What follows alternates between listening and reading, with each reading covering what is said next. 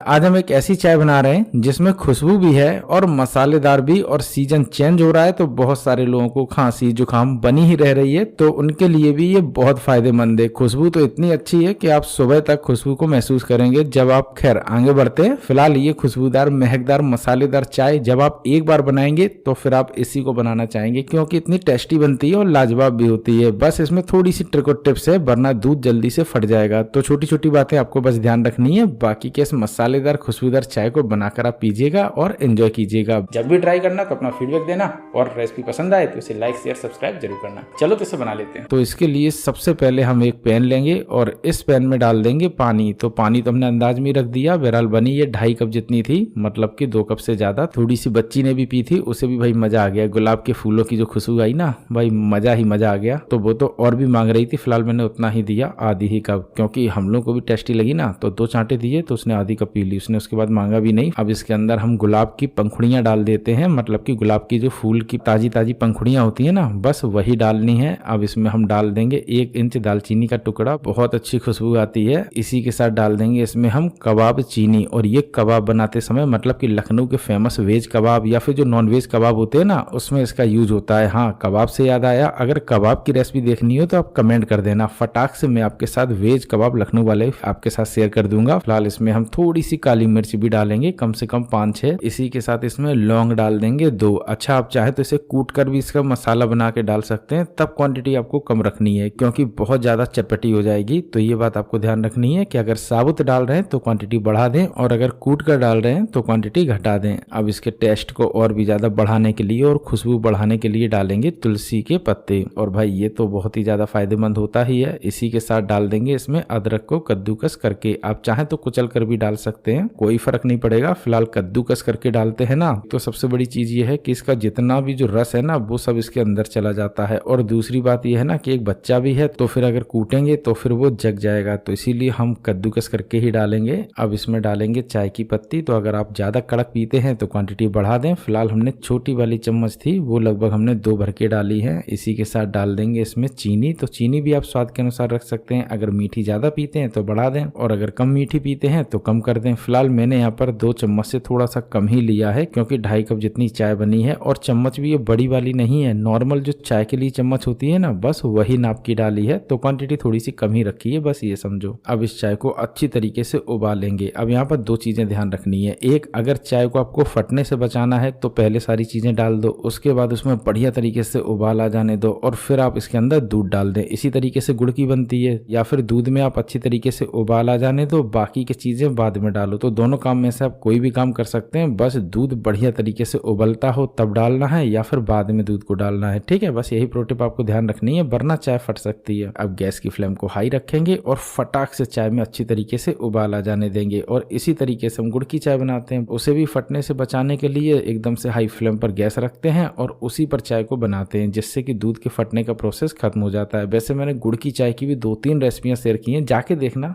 आपकी चाय क्या, किसी की भी चाय नहीं फटेगी और दूध भी नहीं फटेगा अगर उसमें आप गुड़ भी डाल देते हैं तो भी, क्योंकि कुछ प्रो टिप होती है ना, बस वो मैंने आपके साथ शेयर की है। बाय द वे चाय बनके तैयार हो चुकी है, तो अब इसको छान लेते हैं। तो छानने के लिए ये मेरे पास रखे थे कप, और छानेंगे हम थोड़ी सी ऊंचाई से। इससे क्या है कि इसके अंदर बढ़िया सा झाग आता है, जैसा कि आप देख रहे हैं। बस इसी तरीके से बनती है खुशबूदार मसालेदार चाय, वो भी गुलाब की पंखुड़ियों के साथ। भाई खुशबू तो बहुत लाजवाब थी, और जो भी आपके घर में पादता हो उसे भी भाई आप यही पिला देना, एकदम से बढ़िया खुशबूदार। खैर छोड़ो, बाय द वे आप लोग बताओ कि आप लोग चाय कैसे बनाते हैं, बिल्कुल सादा या फिर कभी कुछ उसमें 3-5 करते हैं, कमेंट करके जरूर बताना। और आपके घर की फेवरेट चाय कौन बनाता है ये भी कमेंट करके बताना। और रेसिपी पसंद आई हो तो लाइक शेयर सब्सक्राइब करके जाना, बिल्कुल फ्री है, करना तो कर लेना, फ्री की चीज है।